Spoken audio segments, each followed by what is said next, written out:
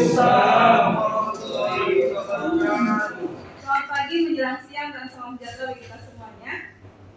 Yang saya hormati Bapak Ibu sekalian yang berhadir pada hari ini dalam rangka pemaparan kami tentang modul 14 budaya positif. Puji dan syukur malah sama-sama kita aturkan pada Allah Subhanahu wa Ta'ala yang telah melimpahkan rahmat dan hidayahnya kepada kita semua, sehingga kita diberikan kesempatan dan ruangan waktu untuk berhadir di ruangan ini. Selalu beserta salam terlupa kita ajarkan kepada junjungan kita Nabi besar Muhammad SAW. Semoga kita termasuk hamba yang mendapatkan kesabarannya di kemudian hari kelak. Bapak Ibu yang saya hormati, pada kesempatan ini kami sedikit akan menyampaikan implementasi tentang budaya positif. Kebetulan saya sendiri firman Manusia SPI dan teman saya Pak Wan Fahmi Azudina Eskom. Kami adalah calon guru penggerak angkatan 6 dari SMK Negeri 2 Kisaran Kabupaten Asahan. Di sini kami akan sedikit memaparkan tentang budaya positif. Yang menjadi latar belakang kegiatan ini adalah terjadinya krisis pendidikan belakangan ini terlihat dari menurunnya kreativitas siswa dan dalam mengikuti pembelajaran. Banyak guru mengeluhkan siswanya tidak mengikuti pembelajaran dengan baik. Tugas-tugas yang diberikan banyak yang tidak dikerjakan siswa atau dikerjakan asal-asalan. Selain itu, adanya kekhawatiran orang tua ketika anak-anak yang mulai kecanduan dengan handphone atau HP juga menghambat aktivitas pembelajaran. Secara bijak, HP harus dapat difungsikan untuk mendukung tumbuh kembang dan pembelajaran siswa ke arah yang positif. Dan masih banyak lagi kegiatan-kegiatan dan aktivitas siswa yang mulai bergerak dari di luar jangkauan yang seharusnya. Nah, di sini saya sedikit akan menerangkan tentang pengertian disiplin positif. Disiplin positif merupakan pendekatan mendidik anak untuk melakukan kontrol diri dan pembentukan kepercayaan diri. Disiplin berbeda sama sekali dengan hukuman, meskipun disiplin sering diterapkan dengan menggunakan teknik hukuman. Nah, di sini sebelumnya saya sedikit akan menerangkan tentang tujuan pendidikan menurut Ki Hajar Dewantara, di mana menurut Ki Hajar Dewantara tujuan pendidikan itu adalah menuntun segala kodrat yang ada pada anak-anak agar mereka sebagai manusia dan anggota masyarakat dapat mencapai keselamatan dan kebahagiaan setinggi-tingginya. Nah, jadi dari tujuan pendidikan inilah kita mengharapkan anak yang kita didik atau siswa yang kita didik itu mendapatkan kebahagiaan. Kalau mereka tidak disiplin di kelas, kalau mereka tidak mendapatkan apa yang mereka mau, maka mereka tidak akan dapat mendapatkan kebahagiaan yang mereka inginkan atau keselamatan yang ingin mereka capai. Kita lihat juga dari profil pelajar Pancasila yang 6 itu, di mana yang pertama beriman dan bertakwa kepada Tuhan Yang Maha Esa dan berakhlak mulia, yang kedua berkebinekaan global, yang ketiga mandiri, yang keempat bernalar kritis, yang kelima bergotong royong, yang keenam kreatif. Jadi dari seluruh profil pelajar Pancasila ini kita harapkan siswa kita memiliki sifat-sifat ini. Bagaimana cara kita sebagai seorang guru menerapkan pada siswa kita agar para murid tersebut memiliki profil pelajar Pancasila dan diiringi dengan sifat-sifat atau budaya positif yang harus mereka miliki. Supaya apa? Supaya mereka mendapatkan kebahagiaan nantinya. Jadi mereka bukan hanya belajar, tapi kita menuntun mereka sesuai dengan kodrat mereka, sesuai dengan apa yang mereka harapkan, apa yang mereka inginkan.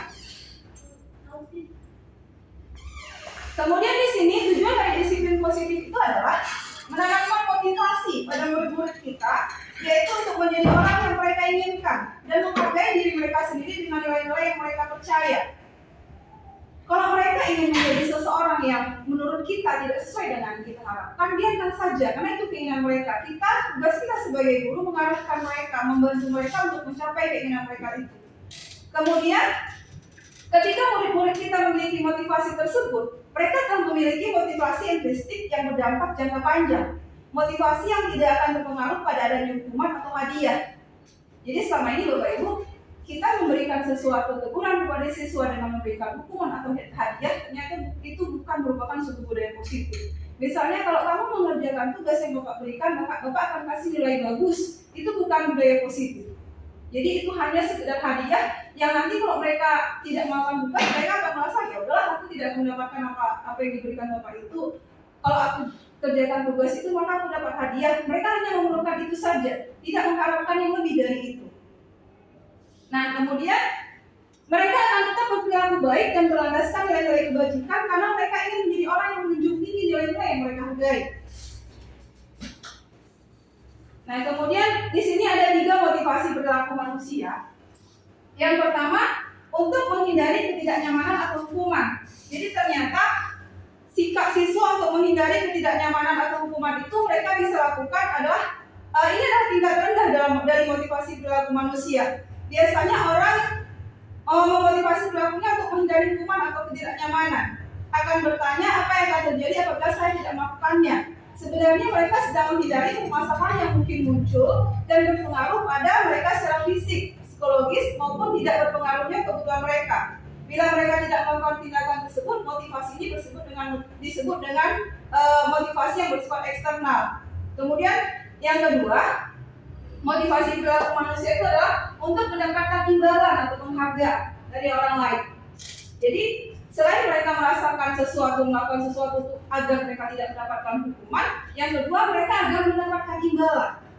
Di mana satu tingkat di atas motivasi yang pertama supaya mereka tidak dihukum, maksudnya di sini orang berperilaku untuk mendapatkan imbalan atau penghargaan dari orang lain.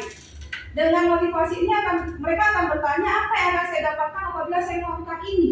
Jika saya melakukan apa yang disuruh guru saya, apa yang akan saya dapatkan? Mereka hanya melakukan untuk itu saja, bukan berdasarkan apa yang akan mereka dapatkan nantinya. Masa depan apa yang mereka peroleh setelah mereka melakukan apa yang kita ajarkan. Jadi di sini untuk poin kedua, mereka hanya mengharapkan imbalan sesaat saja dari kita. Kemudian yang ketiga, motivasi perilaku manusia untuk menjadi orang yang mereka inginkan dan menghargai diri sendiri dengan nilai-nilai yang mereka percaya. Nah, inilah yang kita harapkan. Jadi orang dengan motivasi ini akan bertanya, akan menjadi orang seperti apa nanti saya? Terus mereka melakukan sesuatu karena nilai-nilai yang mereka yakini dan hargai. Mereka melakukan karena mereka ingin menjadi orang yang mereka inginkan. Bukan karena mereka ingin mendapatkan imbalan atau bukan karena mereka takut dihukum. Jadi kita mengajarkan kepada siswa kita tujuannya supaya bukan mereka mengerjakan apa yang kita kerjakan, tapi supaya apa yang kita ajarkan itu menjadi sesuatu yang akan menjadi masa depan mereka, menjadi arah dari masa depan mereka. Kemudian di sini kalau biasanya, kalau boleh saya katakan sebelum kita masuk belajar di kelas, sebaiknya kita membuat keyakinan kelas. Keyakinan kelas ini tujuannya untuk apa? Supaya ada kesepakatan antara guru dan siswa dalam pembelajaran tersebut. Kira-kira model pembelajaran ternyaman apa? Model belajar ternyaman apa yang diinginkan siswa? Misalnya mereka tidak ingin ada teman yang ditertawakan waktu bertanya, atau misalnya mereka tidak ingin waktu kita mengajar itu kita memegang handphone, atau mereka tidak ingin kita mengajar sambil merokok. Jadi kita tanya kebutuhan mereka apa? Jadi bukan kita saja yang memaksakan kepada mereka, kalian harus dengarkan apa yang Bapak bilang, atau kalian harus dengarkan apa yang Ibu ajarkan. Tapi kita tanya juga kepada mereka, kalian maunya diajarkan dengan cara seperti apa? Jadi keyakinan kelas seperti ini harus kita buat di kelas, kalau bisa sebelum kita memulai pembelajaran. Supaya apa? Supaya bukan kita saja yang nyaman mengajar, tapi anak-anak itu juga nyaman menerima pelajaran dari kita. Jadi waktu kita bertanya, coba terangkan tentang ini. Jika anak tersebut tidak mau menerapkan, berarti mungkin mereka tidak ingin menerapkan dan kita tidak boleh paksa. Seperti itu. Itu untuk keyakinan kelas. Di sini ada pertanyaan tematik. Mengapa kita memiliki peraturan tentang penggunaan helm pada saat mengendarai kendaraan roda 2 atau motor? Kenapa kita harus menggunakan helm waktu naik kendaraan roda 2? Kalau ditanya mungkin jawaban kita untuk keselamatan. Tapi mungkin jawaban lainnya bukan hanya untuk keselamatan. Berarti kalau kita menjawab untuk keselamatan, nanti kita hanya mengharapkan suatu penghargaan atau suatu keadaan di mana kita selamat dengan menggunakan helm. Padahal di situ sebenarnya ada suatu keyakinan yang kita laksanakan dengan menggunakan helm, maka kita melindungi diri kita melaksanakan peraturan negara dan lain sebagainya. Seperti itu. Kemudian pertanyaan pematik kedua, semua yang mau ikut mari, mengapa kita memiliki peraturan tentang penggunaan masker dan mencuci tangan setiap saat? Mungkin jawaban kita adalah untuk kesehatan dan atau keselamatan. Nah, sempat nggak kita berpikir jika kita menggunakan masker itu bukan tujuan untuk keselamatan saja, mungkin untuk hal lain, misalnya debu. Tidak pun musim COVID sekarang, jika kita menggunakan masker di jalan, kan kita terhindar dari debu. Jadi kita tidak mengharapkan keselamatan saja, tapi ada hal-hal lain yang mungkin bisa kita capai di situ. Nilai keselamatan atau kesehatan inilah yang kita sebut sebagai suatu keyakinan, yaitu nilai-nilai kebajikan universal yang disepakati secara tersirat dan tersurat, lepas dari latar belakang suku, negara maupun agama. Seseorang akan lebih tergerak dan bersemangat untuk menjalankan keyakinannya daripada hanya sekedar mengikuti serangkaian peraturan tertulis tanpa makna. Murid-murid pun demikian. Mereka perlu mendengarkan dan memahami arti sesungguhnya tentang peraturan-peraturan yang diberikan, apa nilai-nilai kebajikan di balik peraturan tersebut, apa tujuan utamanya, dan menjadi tidak tertarik atau takut sehingga hanya sekedar mengikuti serangkaian peraturan yang mengatur mereka tanpa memahami tujuan mulianya. Jadi ini tadi tujuan dari pembentukan keyakinan kelas. Jadi pembentukan keyakinan kelas itu bisa dilakukan untuk keyakinan kelas lebih bersifat abstrak daripada peraturan yang lebih rinci dan konkret. Kemudian yang kedua, keyakinan kelas berupa pernyataan-pernyataan yang universal. Kemudian yang ketiga, pernyataan keyakinan kelas senantiasa dibuat dalam bentuk positif. Yang keempat, keyakinan kelas hendaknya tidak terlalu banyak sehingga mudah diingat dan dipahami oleh semua warga kelas. Kemudian selanjutnya, keyakinan kelas sebaiknya sesuatu yang dapat diterapkan di lingkungan tersebut. Kemudian, warga kelas hendaknya akan berkontribusi dalam pembuatan keyakinan kelas lewat kegiatan jual pendapat. Dan yang terakhir, bersedia meninjau kembali keyakinan kelas dari waktu ke waktu. Nah, ini salah satu contoh keyakinan kelas dari kelas 1, kelas 5, dan kelas 7. Yang pertama di kelas 1, mereka menginginkan setiap kelas itu perlu belajar, perlu senang, perlu melakukan tugas, dan perlu saling menghargai. Karena mungkin kelas 1 mereka belajarnya dengan cara bermain atau bersenang-senang. Kalau kita di SMK kan tidak bermain lagi, mungkin bermainnya lebih kepada penerapan ilmunya. Kelas 5 selalu bersifat positif, senantiasa menjadi diri terbaik, percaya dan menghormati orang lain serta balik miliknya, berkomitmen terhadap setiap tugas, senantiasa membantu, dan lain sebagainya. Kemudian untuk kelas 7, hormat. Kami meyakini bahwa sangat penting untuk menghormati semua orang dan barang milik orang lain. Nah, misalnya di kelas itu teman-teman mengambil pulpen atau meminjam pulpen teman tanpa permisi itu merupakan sesuatu yang tidak mereka senangi. Jadi salah satu kesepakatan kelas yang bisa dibuat di sana salah satunya itu. Atau misalnya proses pembulian dengan memanggil nama ayahnya atau bagaimana. Jadi kita sepakati sebelum kita belajar itu jangan lagi berbuat seperti itu. Supaya apa? Supaya ilmu yang akan kita kasih atau kita terangkan kepada anak kita itu bisa mereka serap dengan baik. Mereka tidak merasa itu sebagai suatu beban. Sehingga apa yang akan kita sampaikan itu bisa mereka serap dengan baik. Baik, Bapak Ibu sekalian, di sini saya ada pertanyaan tematik. Ibu Ambar, guru wali kelas 2A di SD Pelita Hati, sedang bingung menghadapi ulah salah satu murid di kelasnya yang namanya Doni. Maaf Pak Doni. Beberapa anak di kelas 2A telah datang padanya dan mengeluhkan Doni yang seringkali meminta bekal makan siang mereka dengan paksa. Jika Anda menghadapi situasi seperti ini, seperti Ibu Ambar, apa kira-kira yang akan Anda lakukan? Menurut Anda kira-kira apa yang alasan Doni melakukan itu? Jadi kasus seperti ini sebenarnya banyak terjadi di sekitar kita Bapak Ibu. Siswa yang terantang, siswa yang terlambat, siswa yang tidur di kelas. Kita tidak boleh langsung menjudge bahwa siswa itu salah. Kamu begini, nggak boleh. Kita tanya dulu kenapa dia seperti itu. Dari pertanyaan formatif ini nanti bisa kita menelusuri apa kira-kira solusi dari masalahnya. Jadi di sini Bu Ambar, wali kelas 2A di SD Pelita menghadapi siswanya bernama Doni yang sering meminta bekal teman-teman.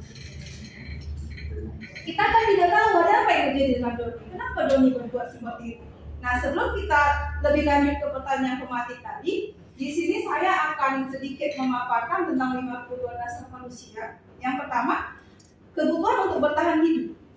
Yang kedua, kebutuhan untuk merasa diterima. Yang ketiga, kebutuhan akan kebebasan. Yang keempat, kebutuhan akan kesenangan. Dan yang kelima, kebutuhan akan penguasaan.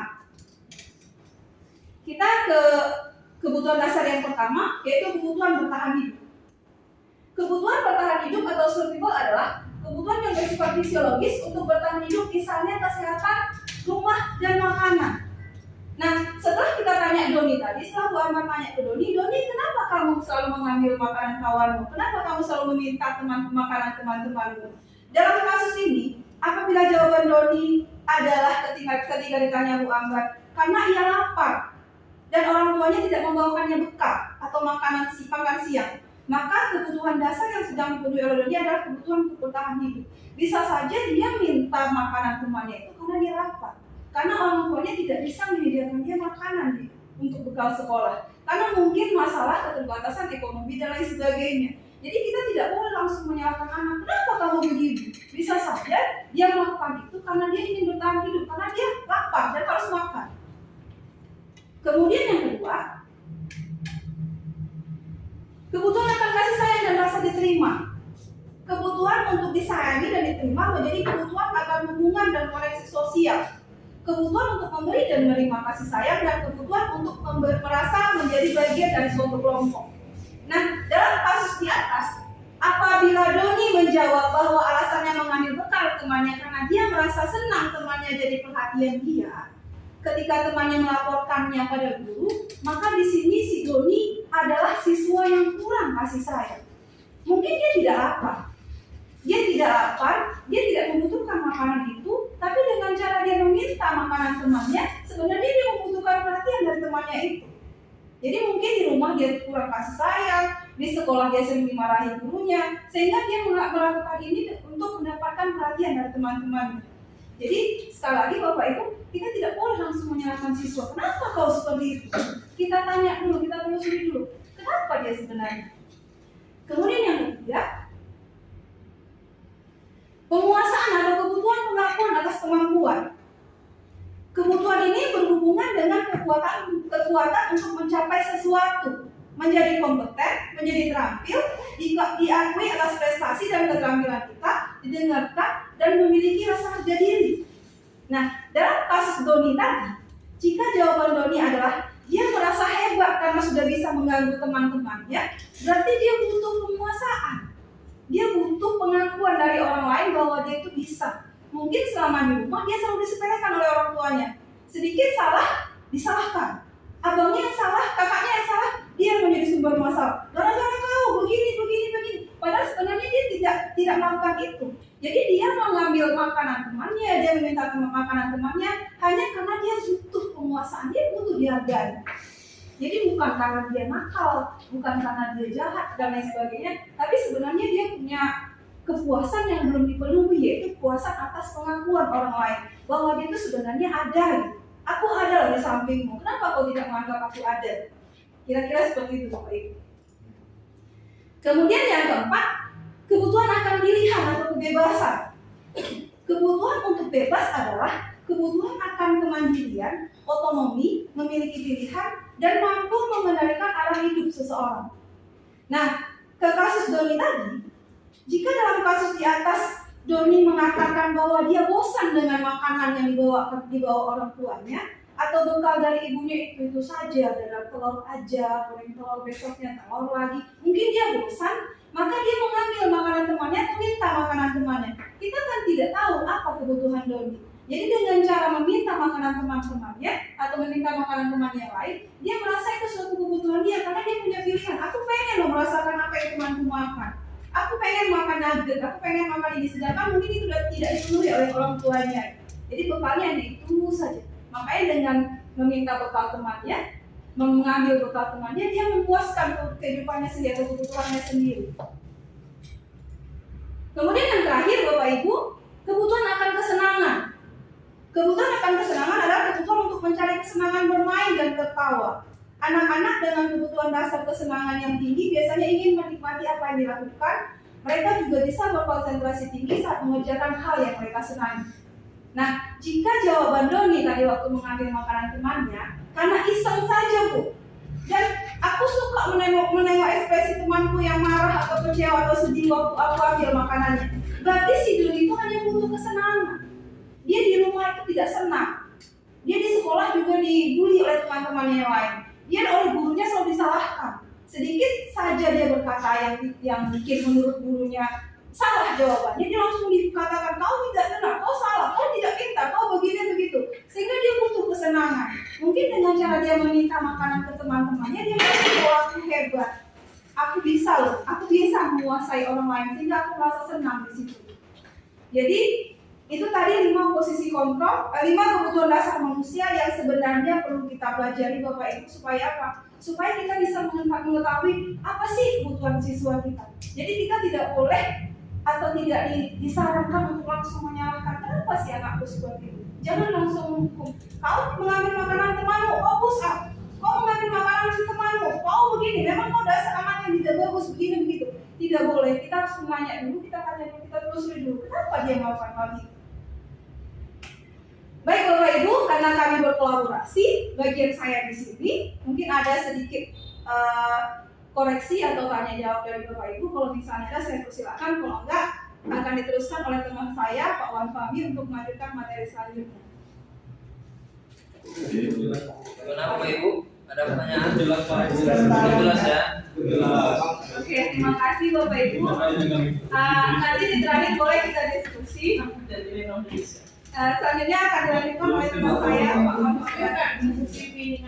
Baik Bapak Ibu, izin melanjutkan tentang pemahaman materi budaya positif yang kami dapatkan beberapa waktu yang lalu untuk disebarkan, untuk dibagikan demi kebaikan di sekolah kita. Jadi tadi apa yang disampaikan oleh Bu Pipi, sedikit saya tambahkan tentang kebutuhan dasar manusia dan dunia berkualitas. Jadi kebutuhan dasar manusia ini inilah yang membentuk karakter murid kita, membentuk karakter siswa kita, termasuk kita. Nah, jadi apa yang terjadi pada anak-anak kita di sekolah, pada diri kita, itu yang mempengaruhi adalah kebutuhan dasar. Terpenuhi atau tidaknya itu kita yang tahu dan murid yang tahu. Sehingga kita perlu melakukan tanya jawab, melakukan pendekatan kepada murid. Kenapa? Apa sebab dia melakukan sesuatu hal yang tidak kita suka? Ya kan? Jadi misalkan kasus Bapak Doni tadi, yang anaknya si Doni dengan Bu Ambar ya mengambil makanan kawan-kawannya, ya mungkin di rumah dia tidak dikasih sarapan. Nah, jadi banyak permasalahannya. Ini ringkasannya tadi. 5 kebutuhan dasar manusia itu adalah kebutuhan bertahan hidup, kasih sayang dan rasa terima, penguasaan, kebebasan, kesenangan. Jadi untuk kebutuhan bertahan hidup itu sifatnya kan tadi kesehatan, rumah, makan. Sedangkan kasih sayang dan rasa terima itu kebutuhan untuk disayangi. Mungkin kurang kasih sayang, kurang bahagia, dan diterima di bagian kelompoknya, di teman-temannya gitu ya. Terus penguasaan, kebutuhan untuk penguasaan ini kebutuhan pengakuan atas kemampuan. Nah, jadi ada di antara kita, di antara murid kita, dia butuh ini, dia butuh diakui. Nah, sehingga dia memiliki sifat yang berbeda, yang sedikit unik dari kawan-kawannya, karena dia butuh itu. Dan kita wajib memfasilitasi itu untuk memenuhi kebutuhannya.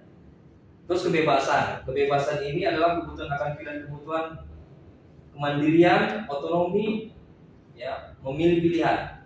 Jadi anak-anak yang seperti ini biasanya dia tidak mau diam, suka bekerja sendiri, ya tidak suka diatur. Nah, dia punya dunianya sendiri. Terus kesenangan ini kebutuhan untuk mencari kesenangan, bermain dan tertawa. Nah, jadi ini adalah 5 kebutuhan dasar yang tadi disampaikan oleh Ibu Pipi sebelumnya yang mempengaruhi karakter kita, karakter siswa kita di sekolah dan lingkungan kita di masyarakat. Semua orang senantiasa berusaha untuk memenuhi kebutuhannya dengan berbagai cara. Bila mereka tidak bisa mendapatkan kebutuhannya dengan cara yang positif, mereka bisa melanggar peraturan dan melakukan hal-hal yang tidak sesuai dengan nilai kebajikan. Nah, jadi gini, jadi manusia itu kalau tidak bisa memenuhi kebutuhan dasarnya, maka dia akan melakukan berbagai cara untuk mendapatkan kebutuhan itu.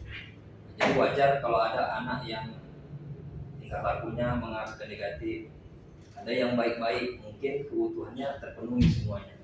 Nah, jadi masing-masing individu berbeda-beda.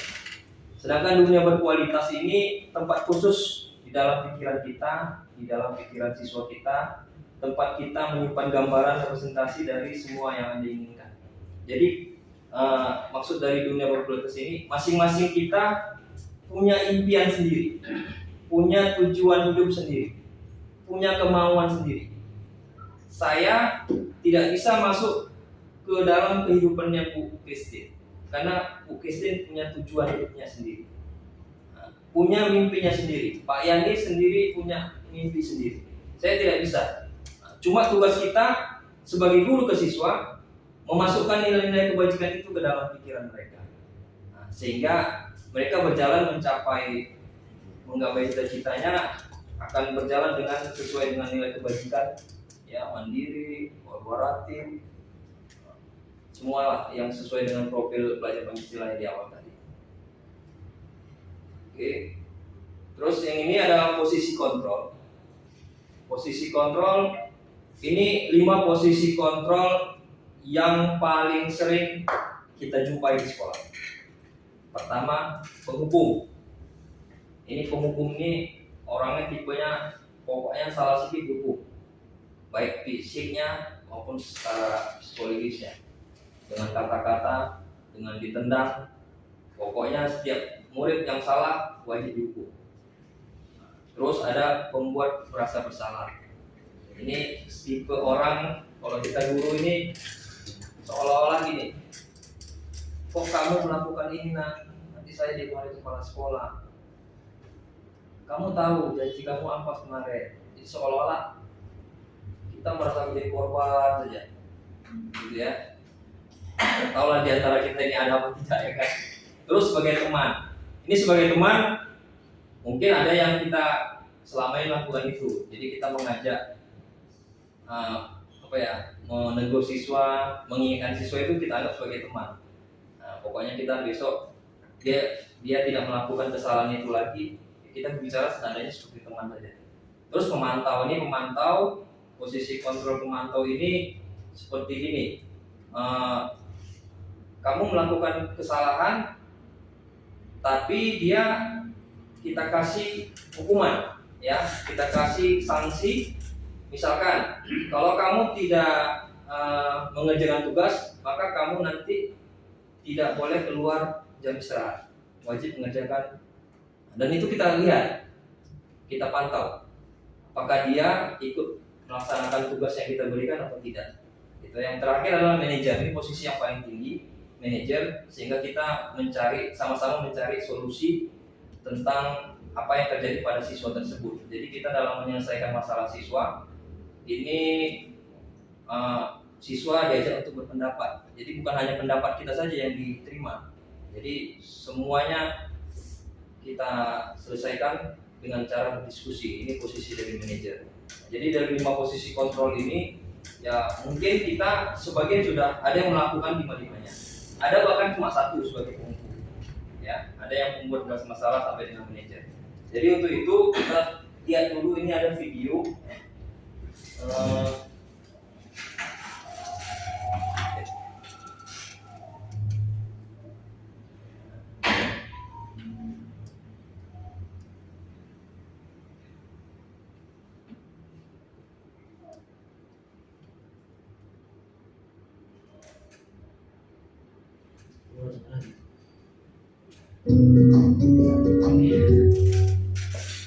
Salam bahagia Ibu dan Bapak Guru hebat. Dalam penerapan disiplin positif restitusi, salah satu program yang dikembangkan adalah 5 posisi kontrol. 5 posisi kontrol dalam restitusi adalah proses perjalanan seorang pendidik agar dapat mengenali dirinya.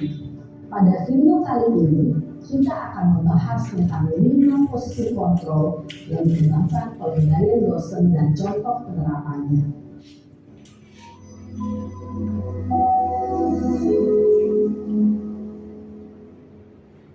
Lima posisi kontrol itu adalah 1. Posisi penghukum, 2. Posisi pembuat merasa bersalah, 3. Posisi teman, 4. Posisi pemantau atau monitor, dan 5. Posisi manajer. Untuk lebih memahami kelima posisi tersebut, mari kita saksikan kasus Naren yang terlambat hadir 20 menit di sekolah dan melihat bagaimana kelima posisi kontrol dalam menghadapi masalah tersebut.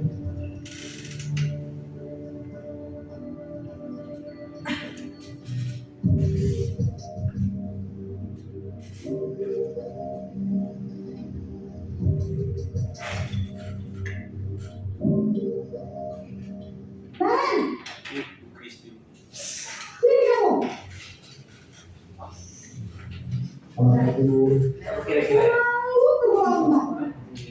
Kamu deh, pasti terlambat. Bu, saya Apa?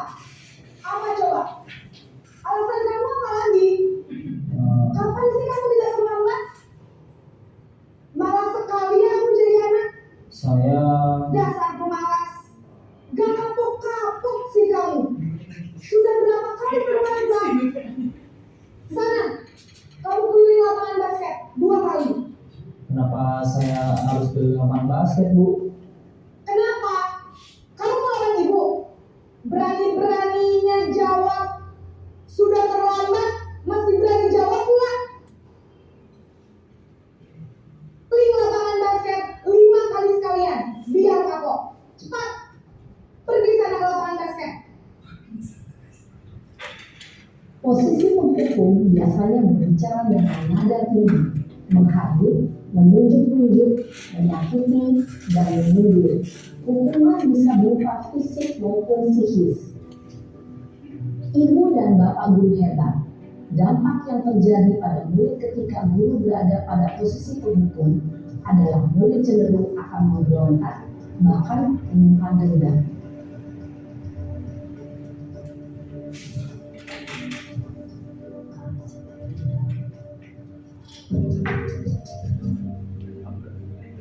Ini sebagai pembuat rasa bersalah. Ya, mungkin nanti evaluasi sendiri masing-masing. Kira-kira ini siapa?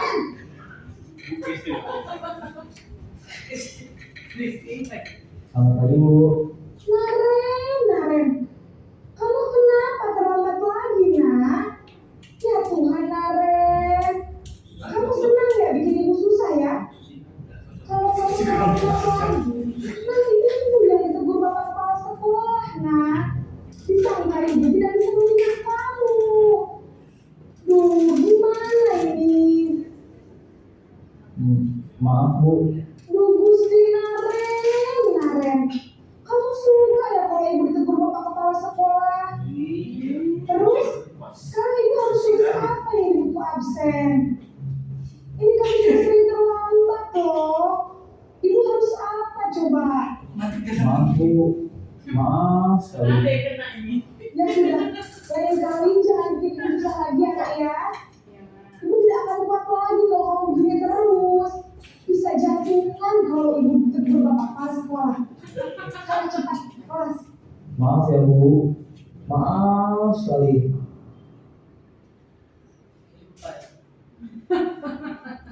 Rasa bersalah berbicara dengan nada tenang, cenderung lembut.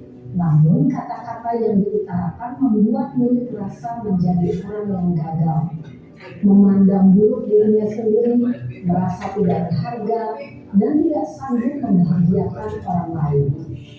Ketika guru mengambil posisi membuat rasa bersalah, murid akan menganggap dirinya yang bersalah dan ia akan menyimpan emosi negatif tersebut di dalam dirinya.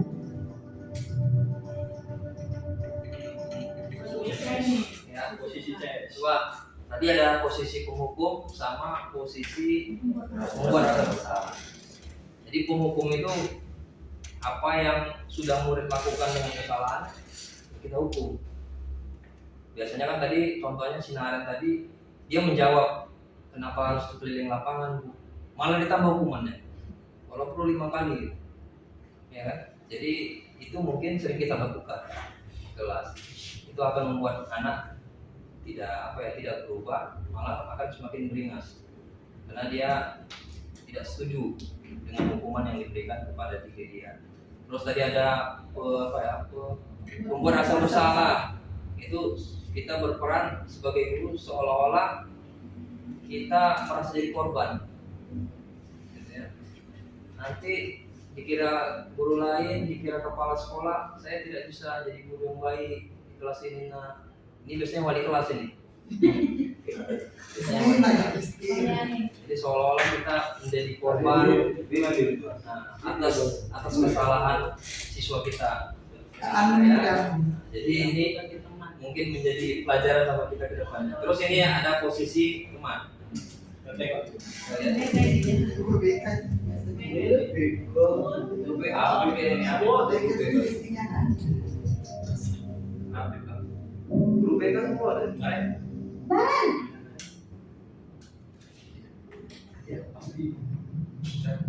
Selamat pagi, Bu.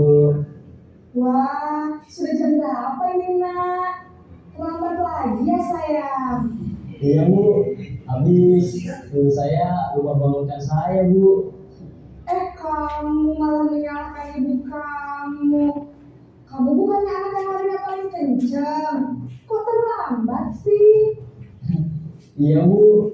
saya memang terlambat bangun tadi, jadi biarpun saya rincang tetap gak kekejar Bu. Ya sudah sana, nanti lain kali larinya lebih kenceng lagi ya, biar gak terlambat lagi. Bikin seneng ibu, demi ibu, bisa kan? Bisa lah Bu. Ya sudah sana masuk kelas, ibu beresin urusan absen kamu. Kamu ini ada-ada saja. Guru berbicara dengan nada suara ramah, akrab, cenderung bersenda gurau untuk menjaga suasana tetap santai. Murid akan merasa senang, aman, dan akrab dengan guru. Identitas yang tercipta adalah identitas sukses atau berhasil. Namun, perlu diingat, karena ini masih dorongan eksternal, maka ada faktor ketergantungan dari murid kepada orang tertentu. Di sini, guru absennya, sehingga di lain waktu, murid bisa berperilaku baik, namun hanya kepada orang-orang tertentu saja.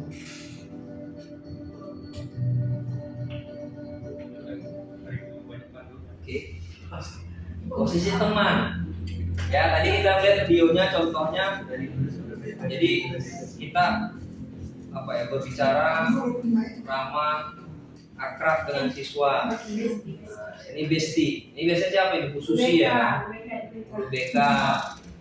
Ternyata ini juga tidak pantas untuk dilakukan di sekolah. Kenapa? Karena anak itu akan cenderung baik dengan orang-orang tertentu. Jadi makanya yang kita hadapi sekarang di problem di lapangan, ada siswa A menegur Bu Christine, selamat pagi Bu, gitu ya. Begitu saya lewat nanti tegur. Itu salah satu contohnya. Itu nyata itu. Misalkan saya lewat dan malah saya ditegur, Pak Habib lewat, Pak Habib nggak ditegur. Itu karena lebih ganteng tau. Jadi mereka akan berbuat baik kepada orang-orang tertentu yang mungkin dianggapnya teman. Selain itu, ya musuhnya mungkin karena selama ini bapak ini penghukum, ibu ini penghukum, suka menghukum. Jadi mereka tidak etikanya terhadap guru itu tidak sama, tidak respect. Oke, yang ini posisi pemantau sebagai monitor.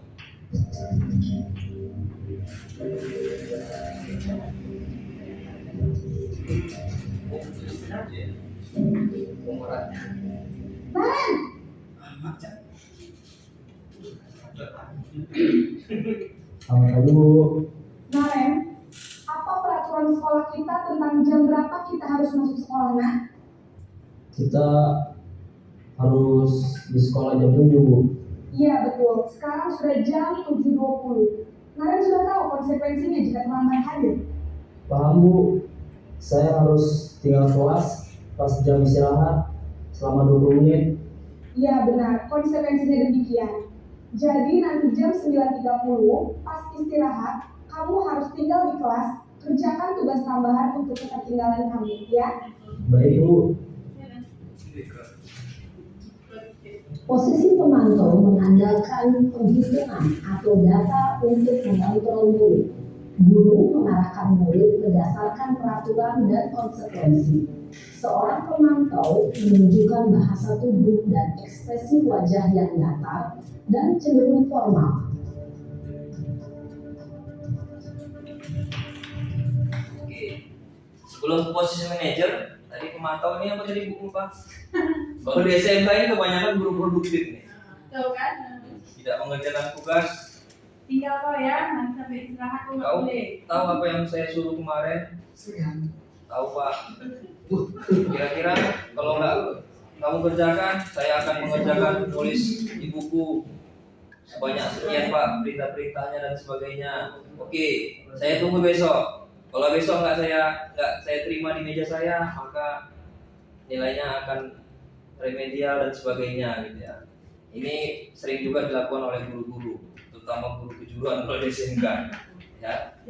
Jadi kita memberikan sanksi teguran kepada siswa dengan konsekuensi yang harus dikerjakan mereka. Biasanya pakai waktu untuk mengerjakannya ya. Tadi misalnya contohnya tidak boleh istirahat, harus mengerjakannya setelah jam istirahat, harus besok, harus pagi ini kumpulkan gitu ya. Jadi siswa tetap diberi sanksi, namun dikasih waktu untuk menyelesaikannya. Yang terakhir ini posisi manajer, ini posisi paling tinggi. Ini yang diharapkan bagi kita semua supaya kita bisa mencapai ke posisi ini. Bagi tempat orang bagi manajer. Gak bisa diganti itu apa? Dan bagi ukuran yang kasih meja lebih makanya nggak pukul. Aduh. Selamat pagi Bu. Selamat pagi. Maaf Bu, saya terlambat. Iya, sekolah masuknya jam 7, sekarang sudah jam 7.20. Jadi sekarang bagaimana ini, Naren? Maaf Bu, saya lupa setel alarm saya semalam. Baiklah, menurut kamu, keyakinan sekolah yang mana yang perlu kamu tingkatkan? Menghargai diri sendiri dan orang lain mungkin ya Bu. Setuju. Jadi, apakah Naren meyakini prinsip saling menghormati tersebut? Iya Bu, saya meyakininya. Apakah Naren bersedia memperbaiki masyarakat keterlambatan ini? Bersedia Bu. Bagaimana kamu akan perbaiki masalah keterlambatan ini? Saya akan coba untuk tidak lupa menyetel alarm saya Bu. Baik, kalau Naren lupa menyetel alarm di rumah, ada orang yang kira-kira bisa bantu mengingatkan tidak? Ada Bu, kakak saya, Kak Emma. Ada lagi selain Kak Emma? Selain Kak Emma, ada ibu saya. Baik, jadi yang mengingatkan Naren adalah Kak Emma dan ibu kamu ya? Kira-kira akan mulai setel alarm kapan nih Naren? Setelah pulang sekolah, akan segera saya lakukan. Baik, jadi Naren akan setel alarm untuk bangun besok pagi dan akan diingatkan oleh kakak dan ibu dan Naren ya. Ada lagi yang mungkin perlu dilakukan Naren agar tidak terlambat bangun lagi. Tidak ada Bu. Baik Naren, terima kasih untuk kerjasama kamu. Sekarang kamu perlu kembali ke kelas untuk belajar. Baik Bu, terima kasih.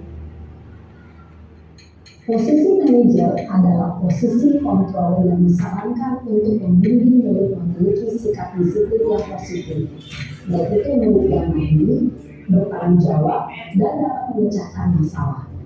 Tujuan dari posisi ini adalah agar murid dapat berefleksi atas tindakannya. Guru akan dengan tulus memberikan pertanyaan-pertanyaan bermakna, sehingga membuat murid dapat belajar dari kesalahannya dan mencari sebuah solusi untuk menyelesaikannya. Ibu dan bapak guru hebat, setelah mengamati adegan kelima posisi kontrol tadi, kira-kira posisi mana yang paling ideal? Posisi mana yang dapat menunjang motivasi intensif murid? Ya, tentu posisi manajer. Posisi ini memang posisi ideal yang ingin dituju setiap pendidik. Pada posisi inilah, guru dapat menerapkan disiplin positif yang berpihak pada murid, yang memerdekakan murid. Perjalanan seorang pendidik tentunya tidak mudah untuk sampai pada posisi seorang manajer. Namun, tujuan kita pasti, yaitu menciptakan murid-murid yang mandiri, merdeka, dan bertanggung jawab. Semoga penggambaran 5 posisi kontrol yang telah diperlihatkan ini dapat menjadi ajang refleksi bagi kita semua, agar dapat terus mengasah dan menerapkan disiplin positif yang memerdekakan murid. Mari terus berlatih dan bersemangat. Selamat menerapkan. Salam dan bahagia Ibu dan Bapak Guru hebat. Oke, baik. Oke, Bapak Ibu, kelima posisi kontrol tadi manajer. Tapi untuk mencapai posisi manajer ini tidak mudah. Makanya tadi kita di awal berbicara tentang kebutuhan dasar, budaya positif. Tidak bisa ujuk-ujuk seperti yang tadi kita terapkan. Jadi hari ini misalkan saya besok kembali ke kelas ada masalah, saya pakai itu tidak bisa. Karena yang pertama kita sendiri harus jadi teladan. Kita jangan marahi siswa terlambat kalau kita masih terlambat. Kita jangan memangkas rambut siswa kalau rambut kita pun masih panjang. Dan kita jangan suruh siswa rapi kalau kita belum rapi. Itu yang pertama. kan? Nah, terus yang kedua itu tadi kita harus memahami apa yang mendasari anak itu berbuat sesuatu yang tidak kita sukai. Kalau dia sering ke kantin makan, mungkin dia lagi lapar. Itu apa kita ya, pribadi kita lah. Karena tujuan kita sekarang adalah berpihak kepada murid. Itu tadi tujuan dari Merdeka Belajar itu. Segala sesuatunya kita pikirkan untuk kebutuhan murid, bukan untuk kebutuhan kita. Tugas kita mendidik, menuntun, mengarahkan mereka. Nah, jadi jangan paksakan anak. Contohnya kalau dulu matematika harus jago gitu ya. Saya juga dulu suka belajar matematika, hampir tiap hari kena pukul. Sekarang saya jadi guru matematika misalkan, dan saya lebih garang dari guru saya dulu. Nah, itu tidak mungkin. Nah, jadi ada anak-anak yang mungkin lebih ke seniman, olahraga, atau ke produktif. Jadi berbeda-beda. Kita hanya menanamkan nilai-nilai kebajikan sesuai dengan apa yang kita yakini gitu ya. Jadi untuk menerapkannya tidak mudah, tapi harus diawali. Makanya tadi ada keyakinan kelas. Keyakinan kelas itu harus dibentuk sehingga anak-anak meyakini. Kalau anak-anak sudah meyakini, maka posisi kontrol ini akan mudah untuk dilaksanakan. Makanya tadi ada pertanyaan, keyakinan kelas apa yang kamu ingat? Apa yang kita sepakati? Tapi kalau tidak ada keyakinan yang kita sepakati sebelumnya dan dia tidak yakin, sama aja. Jadi, tapi harapan kita semuanya nanti akan mencapai posisi ke manajer. Oke, jadi untuk menerapkan posisi manajer tadi, ini ada metode namanya segitiga restitusi. Ya, jadi segitiga restitusi ini contohnya. Segitiga restitusi itu ada 3 tahapan dalam membentuk siswa, mengarahkan siswa. Yang pertama itu adalah menstabilkan identitas. Jadi menstabilkan identitas, kita stabilkan dulu identitas dia. Tiap anak yang melakukan kesalahan kita stabilkan. Nah, jadi seolah-olah kita juga seperti dia. Contohnya yang di bawah, setiap orang pasti pernah punya kesalahan. Jadi perlakuannya sama. Kenapa kamu terlambat? Ya Pak, saya bangun terlambat karena tadi malam nonton bola. Oh iya, saya juga pernah terlambat. Saya juga suka nonton bola. Jadi kita sama gitu. Nah, jadi anak-anak kalau seperti ini akan lebih terbuka. Terus kamu bukan satu-satunya yang pernah melakukan ini, dan kamu juga enggak satu-satunya yang pernah terlambat. Semua pernah terlambat. Jadi anak-anak kalau sudah kita pancing itu dia akan terbuka. Dia nggak takut untuk berbicara. Nah, terus yang kedua, ini yang di sebelah kiri, validasi tindakan yang salah. Nah, ini pertanyaan-pertanyaan yang kita munculkan pada saat validasi tindakan yang salah ini. Kamu tentu punya alasan mengapa melakukan itu. Kita tanya, kenapa dia terlambat? Mungkin ada sebab. Gak bisa datang-datang langsung dihukum, bisa karena bocor banyak Pak. Atau dia menolong ibu-ibu yang kecelakaan di jalan, di tengah jalan. Kan itu harus kita apresiasi. Jangan hanya dilihat dari terlambat saja. Kita tanya dulu, kamu terlambat kenapa? Bisa saja Pak, tadi ada yang kecelakaan, saya harus antarkan ke rumah sakit. Nanti itu harus, itu nilai kebajikan juga itu yang harus kita hormati ya. Terus adakah cara yang lebih efektif untuk mendapatkan apa yang kamu butuhkan? Jadi kita tanya dia. Jadi biarkan anak-anak itu yang berpikir untuk menyelesaikan masalah dia. Nah, jadi jangan kita yang berpikir untuk menyelesaikan dia, nggak bisa. Nah, jadi masalah si Habib dengan saya berbeda gitu. Jadi kita tuntun dia supaya dialah yang menyelesaikan dengan ide-ide dia. Nah, yang terakhir ini menanyakan keyakinan. Nah, ini keyakinan kelas apa yang telah kita sepakati ini? Kamu ingin jadi orang seperti apa? Nah, jadi keyakinan tadi mungkin di sebelumnya kita buat keyakinan kelas. Jadi misalnya tidak terlambat, saya tidak akan terlambat, saya tidak akan berlari-lari di dalam kelas gitu ya. Nah, jadi keyakinan itu sudah dibentuk di kelas, makanya kita tanyakan, kamu ingat nggak kesepakatan kita kemarin, keyakinan kita kemarin? Nah, mungkin dia ingat, apa bentuk langkah selanjutnya untuk memperbaikinya. Jadi anak itu kita tanya, bukan kita yang hari ini kamu ke sana, hari ini kita yang ngatur sesuai dengan mau kita. Nah, nggak bisa, pribadi kita beda-beda. Nah, makanya itu tadi ada istilah merdeka belajar itu. Jadi anak-anak ini punya potensi masing-masing, tidak bisa sama seperti kita. Kita hanya menuntut. Oke ya, ini 3 posisi kontrol.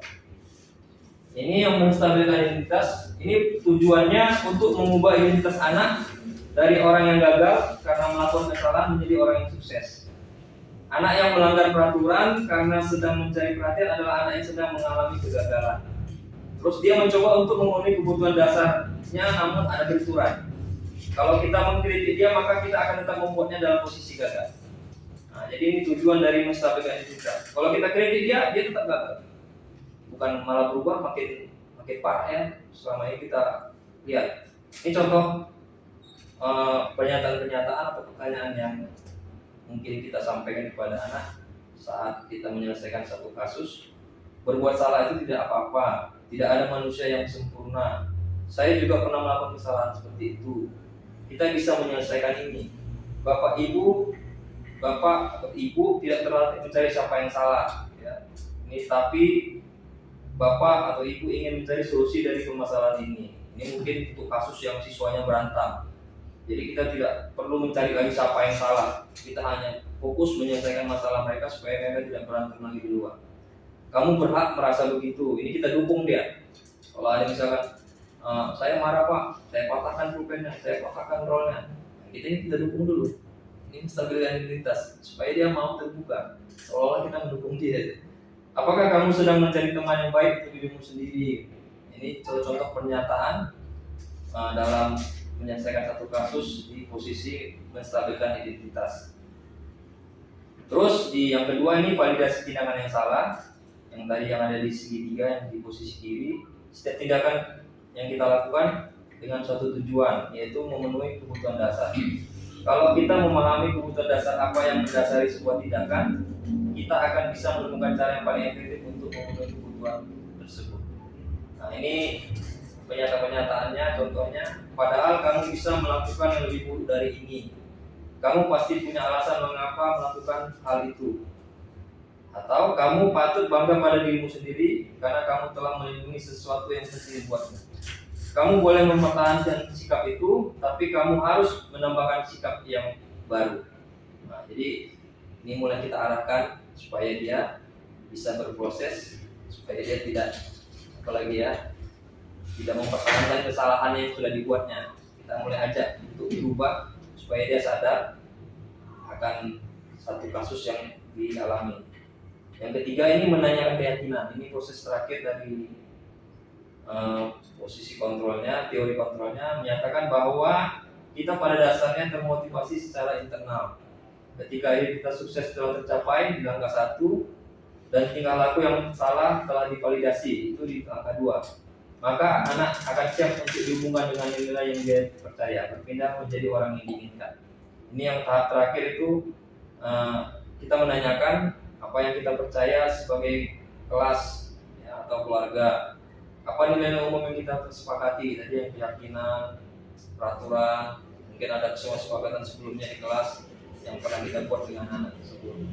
Apa bayangan kita tentang kelas yang ideal? Kita coba untuk berpikir dia, sebaiknya kamu seperti apa? Kalau kamu belajar seperti ini, jadinya seperti ini. Biar dia berpikir. Kita hanya memancing pertanyaan saja. Kamu mau jadi orang seperti apa? Nah, jadi kita tanya. Jangan kita paksa anak kita untuk jadi tentara, sementara anak kita nggak jadi tentara. Jadi biar dia yang berpendapat dan kita dukung, kita support supaya proses belajar mengajar saling menyenangkan gitu ya. Oke, ini video penerapannya contoh, silakan disimak.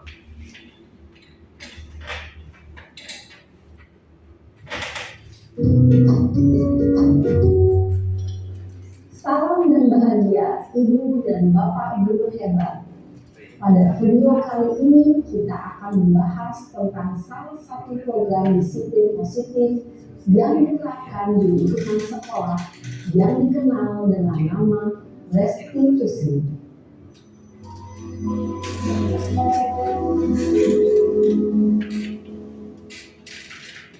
Restitusi dikembangkan oleh pakar pendidikan dan dosen berlandaskan pada teori kontrol Dr. William Glasser.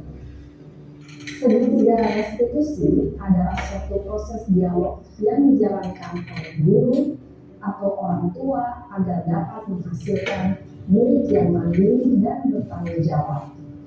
Pada saat guru di posisi manajer, aspek yang dikembangkan pada murid adalah motivasi intrinsik, sehingga penanaman nilai-nilai kebajikan dapat tumbuh dan berkembang menjadi suatu kebiasaan positif yang akhirnya membentuk karakter murid. Proses dialog ini terdiri dari 3 langkah yang digambarkan pada ketiga sisi pada segitiga restitusi. Sisi pertama adalah menstabilkan identitas. Sisi yang kedua adalah validasi tindakan yang salah. Dan sisi yang ketiga adalah menanyakan keyakinan.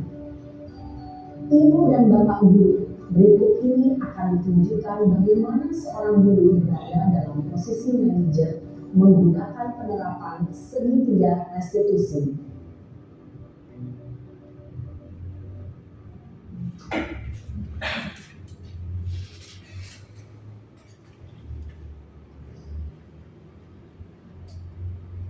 Sebentar. Siapa? Sudah lama nggak ada masalah. Kenapa ada yang itu? Kesel pak, kesel banget. Masa aku dikatain tukang fitnah pak? Ya aku marah lah. Aku dari dikatain Eka di depan kelas. Kesel banget. Oh begitu. Ya pasti kamu marah dan kesal. Bapak juga akan marah apabila ada yang menyuruh Bapak seperti itu. Kemudian pada saat itu kamu mau melakukan apa? Ya saya langsung ngatain Eka lah pak. Kesel banget. Saya bentak-bentak dia di depan teman-teman lain. Oh begitu. Pasti kamu melakukan seperti itu karena suatu alasan tertentu kan? Iyalah, maksud saya diam saja pak. Ya saya bela diri lah. Maksud saya jadi tukang fitnah. Ya wajar lah. Mempertahankan harga diri itu sesuatu yang penting buat kamu. Untung kamu tidak memiliki kata lagi. Hanya meminta-minta. Iya pak. Untung saya masih bersabar dan hanya meminta saja. Udah gemes padahal. Saya pasti bela diri lah. Ya pasti ya. Tapi kamu memilih untuk tetap bertahan dan bersabar. Untuk tidak berbuat lebih parah lagi. Iya. Nah, sekarang coba kita lihat lagi tindakan kamu yang bentak-bentak Eka di kelas. Tindakan kamu itu kira-kira sesuai dengan keyakinan kelas atau prinsip kamu tidak? Enggak lah pak. Capek pak jadi pemarah. Jadi keyakinan atau prinsip anak yang kurang sesuai dengan keinginan kamu. Ya saya sebenarnya sangat menghargai orang lain. Mungkin saat itu saya menjadi emosi. Jadi tidak menunjukkan sikap itu. Kamu meyakini tidak? Menghargai orang lain itu penting buat kamu. Yakin lah pak. Iya, setuju. Kita harus saling menghargai. Namun ada juga keyakinan yang kita sepakati yang perlu kita jalankan apabila kita sedang marah kan? Ya saya bisa lebih proaktif, mulai dengan diri sendiri. Saya bisa jadi lebih sabar, mengambil waktu juga untuk berpikir mau apa selanjutnya. Kira-kira kamu bersedia memperbaiki masalah ini tidak? Sedia pak. Kalau kamu memperbaiki masalah ini, kamu akan menjadi orang seperti apa? Saya akan menjadi orang yang bertanggung jawab kali ya pak. Dan senantiasa proaktif. Iya, menurut kamu bagaimana rasanya menjadi orang seperti itu? Ya nyaman lah, bangga bisa bersabar dan menahan diri. Baiklah kalau begitu. Yuk kita pikirkan bagaimana memperbaiki masalah ini.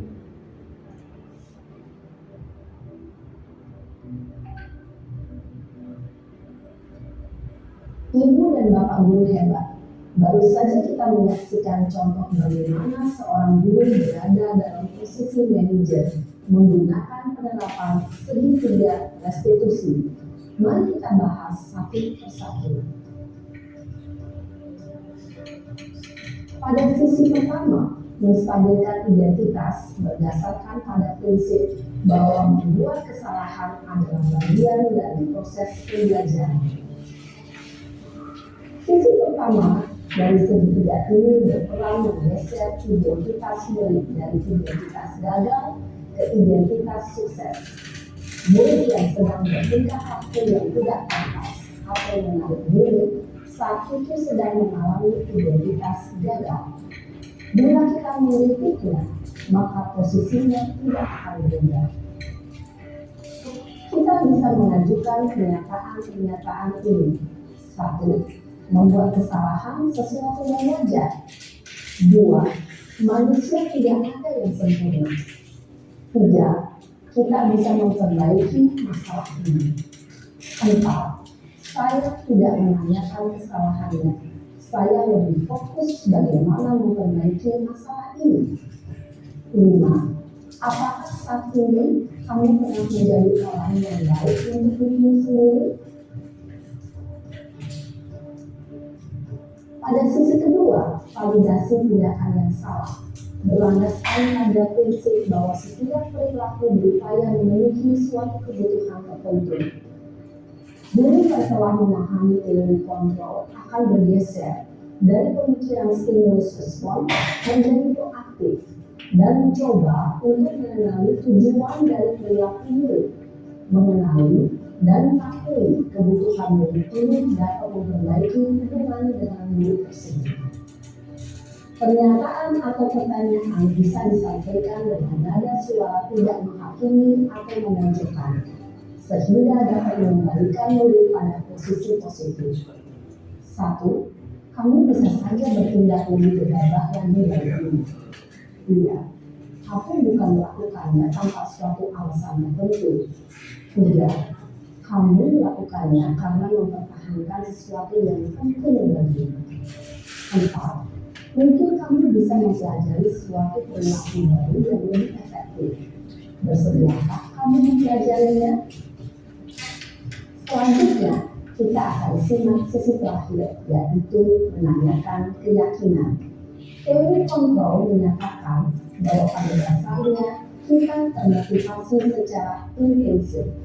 Pada saat perilaku yang salah telah divalidasi dan identitas sukses telah stabil, maka murid telah siap mengalihkan keyakinan-keyakinannya dengan tindakannya yang salah, dan pemikirannya telah bergeser menjadi orang yang setuju.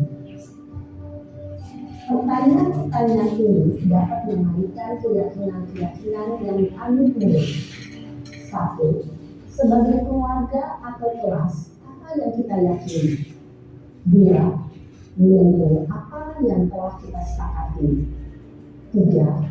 Seperti apa gambaran sebuah kelas yang ideal bagi kami? 4.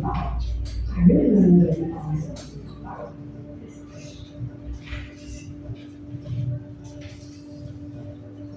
Dalam menerapkan segitiga restitusi, perlu diperhatikan beberapa hal, yaitu 1. Perilaku yang salah perlu dikaitkan dengan nilai-nilai atau keyakinan-keyakinan yang telah disepakati atau dituju. 2. Kesediaan orang yang melakukan kesalahan untuk memperbaiki masalah. 3. Pemecahan masalah sebisa mungkin relevan atau memiliki hubungan dengan masalah yang ada. 4. Usaha. Perlu adanya suatu usaha kebaikan dari pihak yang berbuat kesalahan. 5. Waktu. Perlu didedikasikan waktu dari pihak yang berbuat kesalahan. Tanyakan kapan akan mulai melakukan usaha untuk memperbaiki masalah.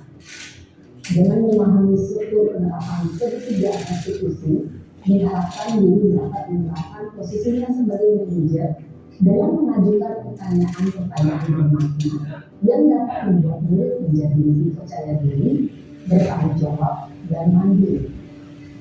Nah, ibu bapak guru perlu tidaknya mengikuti ketiga tahapan dalam segitiga restitusi bergantung pada ringan beratnya suatu permasalahan. Misalnya, bila permasalahan tersebut ringan, maka tidak perlu dijalankan secara berurutan. Bahkan bisa semudah menanyakan apa keyakinan yang kita sepakati.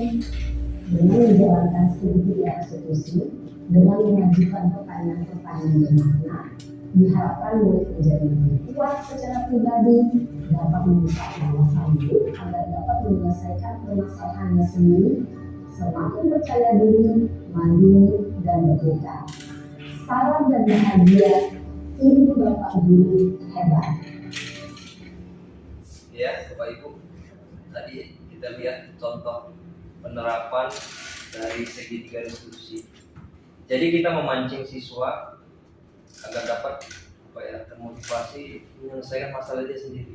Nah, jadi kita membangun wawasannya. Tujuan kita membangun wawasannya.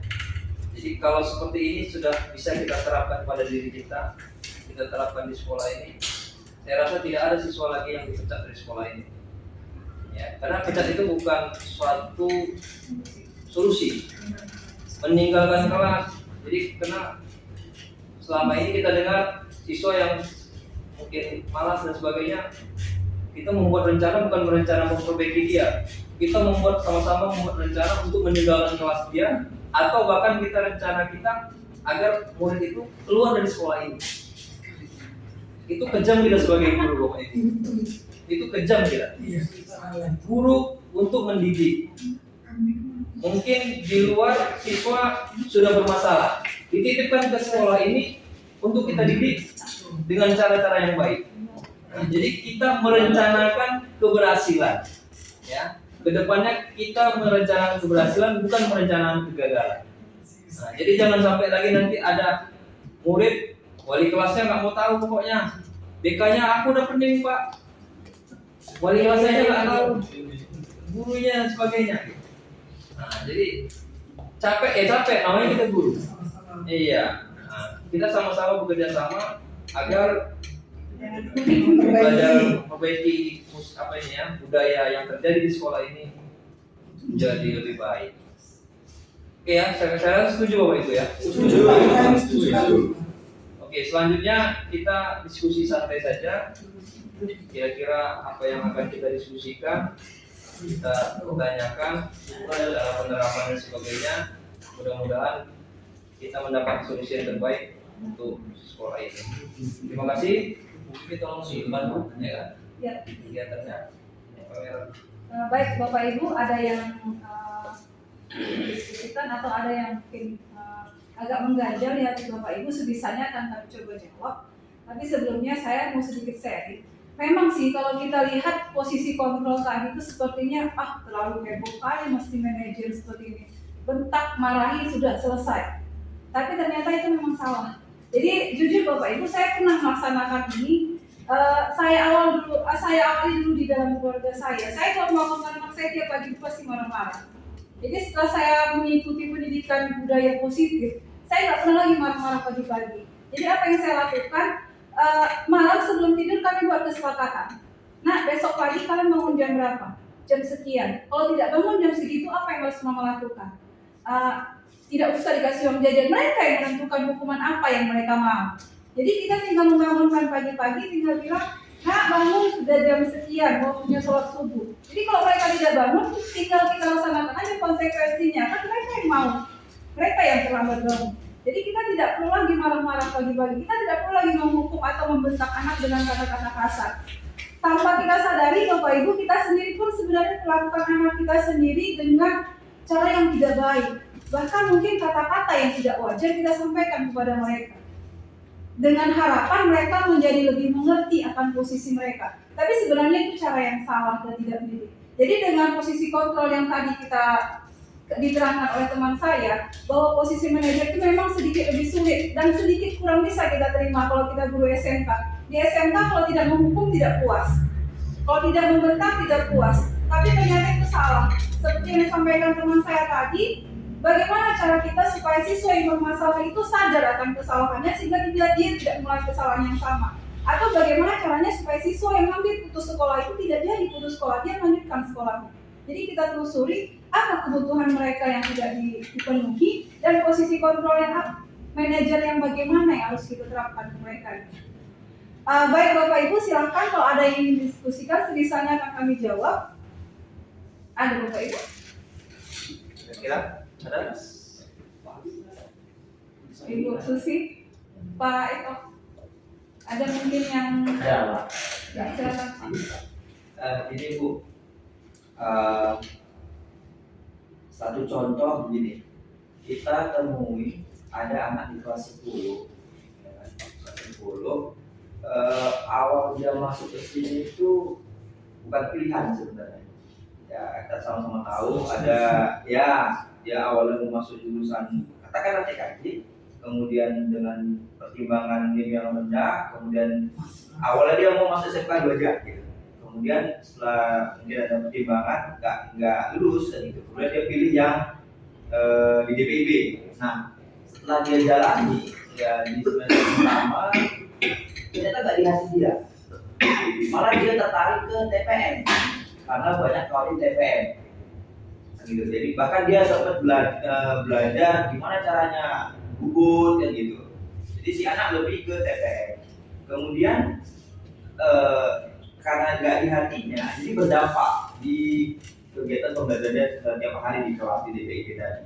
Nah, kira-kira menurut Bu Kipi dan Pak Fahmi, saya sebagai guru, apa yang harus saya lakukan? Maksudnya gini, apakah saya harus membina dia ya kalau emang dia jurusannya hati dia mau di TPM, kita arahkan dia ke sana. Atau karena dia sudah terlanjur masuk di DPIP, tetap kita pertahankan, kita kasih pengertian walaupun DPIP itu nggak di hatinya, itu bagaimana? Pak Fahmi dulu mungkin. Oke, jadi gini Pak Eko, menurut saya ini sebenarnya motivasi, masalah motivasi. Jadi memang di awal dia tidak menyukai gitu ya, dia tidak ada niat sama sekali masuk DPIP, mungkin pengennya TKJ atau bahkan TPM atau jurusan yang lain, yang mungkin dimotivasi awalnya kan mungkin di sana ada kawanku, di sana banyak laki-laki, mungkin dia bergaulnya kebanyakan laki-laki mungkin gitu ya, dia tidak suka ada perempuan di dalam kelasnya.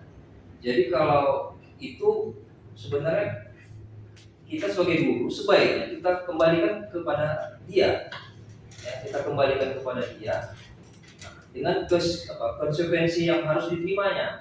Kalau kita bilang kamu bisa memilih TPM tapi harus mengulang, itu kan konsekuensinya, ya berarti kamu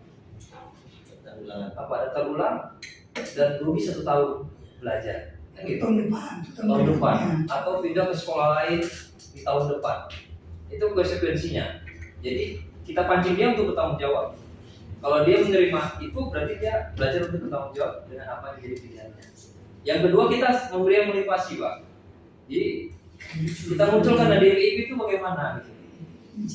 Prospeknya bagaimana ke depannya, contohnya bagaimana. Kadang anak-anak ini tidak melihat contohnya, dia hanya melihat yang di sekitarnya. Oh, TPM bisa jadi tukang las, karena sebelah rumahnya tukang las, jadi pinginnya tukang las, Pak. Karena kalau di DPIB misalkan arsitek itu kerjanya nggak kelihatan, di dalam kamar, di tempat sepi, dan orang nggak tahu. Nah, jadi mungkin dia lebih sering diajak ke lapangan, melihat orang-orang kerja, bagaimana arsitek itu bekerja, bagaimana teknik itu bekerja. Mungkin dengan mengajak mereka seperti itu, minat dia akan tumbuh. Memang tidak bisa spontan membalikan telapak tangan. Itu menurut saya, Pak Eko. Nah, jadi yang pertama memang kita diskusikan dengan dia, suruh dia memilih apa yang diinginkannya dengan konsekuensinya. Pilihan kedua, kita terus motivasi dia lah, supaya dia tetap di DPIB, tetap bisa berhasil di DPIB. Nah, mungkin kita ceritakannya pengalaman kita. Saya pun dulu niat nggak jadi guru gitu, tapi sekarang saya jadi guru, malah berprestasi. Itu bisa jadi kan? Mungkin Pak Eko, saya dulu nggak ada cita-cita jadi guru, sekarang jadi guru, malah lulus PPG. Mungkin dia dengan melihat seperti itu dia bangga dengan Pak Eko. Oke, saya jadi begini. Begitu Pak Eko, terima kasih. Ya, Bu Pipi melanjutkan. Baik, saya sedikit menambahkan Pak Eko. Sebenarnya kita senang Pak Eko. Siswa saya di Akpad pun ada juga seperti itu. Jadi kalau di DPIB mungkin ke TPM, kalau saya ke TKJ ini jujur saja. Ada satu siswa saya namanya Cindy Naila, kelas 11 Akpad, mungkin Bu Susi paling tahu itu. Itu anaknya sampai tidak mau sekolah. Setelah ditanya oleh gurunya, wali kelasnya, kenapa tidak mau sekolah? Karena sebenarnya memang Akpad itu bukan tujuan utama, dia pengen masuk TKJ. Bahkan dia bisa berani bilang ke saya, kalau ibu berani jamin saya masuk TKJ, saya sekolah. Jujur, sebelum saya mengikuti pendidikan ilmu penggerak, Mungkin dulu saya akan merasa udah nggak usah ke sekolah, ngapain kau sekolah, udah di-cut aja dia dari sekolah, mungkin bisa seperti itu. Tapi apa yang saya lakukan, pertama Pak Eko, saya cerita dengan dia secara langsung. Kamu sebenarnya pengen jadi apa? Nggak ada Bu, aku pokoknya pengen belajar komputer, aku pengen masuk TKJ. Apa yang menarik bagi kamu di dunia TKJ? Saya tanya. Aku pengen belajar komputer, aku pengen pinter komputer katanya. Jadi saya bilang, saya juga dulu nggak bercita-cita jadi guru perikanan seperti yang Pak Fahmi bilang. Saya pengen jadi pramugari saya. Tapi kenapa saya jadi guru perikanan? Karena ternyata menurut saya dijalani aja dulu, kemudian kita akan mencintainya pelan-pelan. Jadi Pak, begini, di Merdeka Belajar, dalam penerapan profil pelajar Pancasila kita tidak boleh memaksakan anak sesuai dengan yang kita mau. Kalau memang dia tidak mau ke DPIB, biarkan dulu sambil seperti yang diharapkan Pak Fahmi tadi, pelan-pelan kita cekoki dia dengan ilmu-ilmu DPIB. Jadi apa yang saya lakukan waktu itu, saya ngajak seperti tadi, presentasi saya pakai Canva, saya ajarkan mereka Canva. Begini loh cara membuat Canva. Kita lebih banyak, waktu itu saya tanya ke kelas 11 apa, karena memang 11 apa lebih banyak yang bermasalah, karena memang salah pilih jurusan katanya, karena memang mereka banyak yang pengen ke TKJ. Saya lebih banyak belajar komputer di situ. Tapi yang saya ajarkan komputer apa? Komputer perikanan. Jadi saya suruh mereka menggambar, mendesain Canva, tapi tentang materi-materi perikanan. Buat video tentang perikanan dengan menggunakan komputer atau dengan HP. Jadi dia asik dengan komputernya, asik dengan HP-nya, tapi tugas perikanannya jalan terus. Sambil di situ saya cekoki terus dengan ilmu-ilmu perikanan. Saya bawa, kamu sukanya ngapain? Bu, aku suka kali Bu kalau misalnya membedah, menyuntik. Kemarin pernah tengok kakak senior kayak gitu. Walaupun belum pelajaran mereka, saya ajak nih. Ayo kita nyuntik ikan. Kenapa ikan terus disuntik? Khusus untuk dia, karena memang saya tahu masalahnya. Karena kan kita tahu tadi kebutuhan dasar dia itu sebenarnya dia bukan tidak mau, tapi tidak nyaman dengan kondisinya. Jadi kita kasih dulu dia kenyamanan. Kita puaskan dulu dengan apa yang dia mau. Jadi dia pengen ke TPN, silahkan. Dan nak, kamu di rumah belajar ngelas, kamu nanti sampai rumahmu mulai kamu ada tetanggamu yang buka kelas, kamu ngelas di situ. Tapi setiap tugas-tugas DPIB dikerjakan. Kenapa? Karena kalau kamu berhenti sekarang sayang loh waktumu 1 tahun. Jalani aja dulu. Boleh, kamu jadi siswa DPIB bukan berarti kamu nanti ke depannya mau jadi arsitek. Kamu boleh jadi tukang las. Kamu boleh bekerja atau buka bengkel las. Tapi sekarang karena kamu kebetulan sudah berada di sini, jalanin ilmu ini dulu, pelajarin, selesaikan sekolahmu. Terus mau jadi apa kamu masa di depannya nanti terserah kamu. Kita arahkan mereka, tapi sambil kita cekoki dengan ilmu-ilmu kita. Sampai berubah dia yang awalnya tidak menyukai ilmu DPIB-nya, tidak menyukai apanya, jadi Bu ayo kita praktek lagi. Bu ayo kita buat video Canva lagi Bu. Untuk mereka membuat video Canva, mereka kan harus praktek. Mereka kan harus mendesain, ayo Bu nyuntik ikan. Kita biarkan mereka, jadi seperti itu yang saya buat. Mungkin bisa Pak Eko, kita biarkan mereka dengan apa yang mereka mau. Seperti yang disampaikan Pak Fahmi juga, kita tidak bisa menuntut sekarang siswa kita itu harus pintar agama, matematika, fisika, kimia, biologi, semua. Kalau mereka tidak menyukai itu, tidak boleh kita paksakan. Karena apa? Karena mungkin kedepannya mereka bukan pengen jadi itu. Misal cita-cita murid kita itu pengen menjadi tentara. Dia udah masuk apa? Pengen jadi tentara, tidak di jiwanya apa itu. Disiplinnya kita terapkan. Kamu jangan sampai terlambat masuk kelas. Kenapa? Karena untuk masuk tentara itu nggak boleh terlambat. Disiplinnya kita terapkan.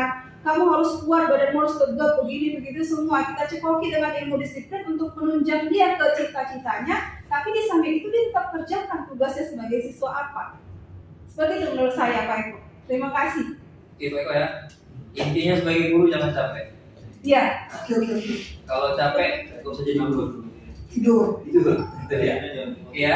Jadi kita sepakat. Ya kita tadi di awal kita sepakat kedepannya untuk merencanakan kebaikan, untuk merencanakan keberhasilan, dan saya harap ini selesai Bu ya.